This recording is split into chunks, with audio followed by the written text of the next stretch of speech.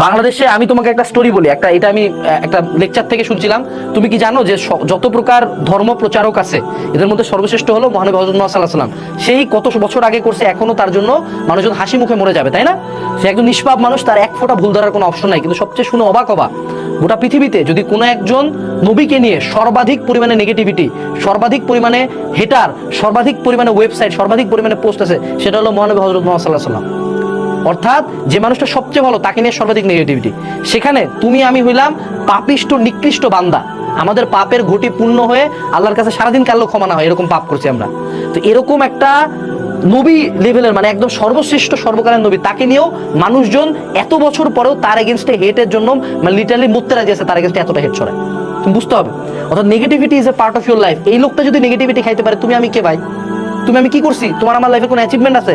তোমার আমার লাইফের অ্যাকচুয়ালি কোনো ভ্যালু আছে? খুব একটা ভ্যালু তো নাই, কিছুই না, আমরা নোবাডি, আমাদের পাপের ঘটি পূর্ণ।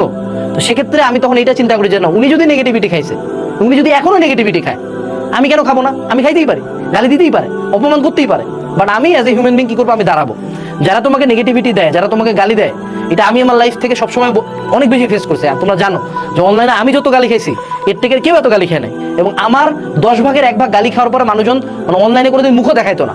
আমি তাও প্রতিবাদ দাঁড়াই এই সাহসে, এই চিন্তা করে যে আমাকে গালি দিচ্ছে, যে আমাকে নিয়ে নেগেটিভ কমেন্টটা করতেছে, যে আমার এগেইনস্টে পিছনে লাগছে, ও তো চাই আমি ছাড়া যাই। ও তো চাই যে আমি কালকে এটা অফ করে চলে যাই, তাইলে তোর কালকে লাভ হতে।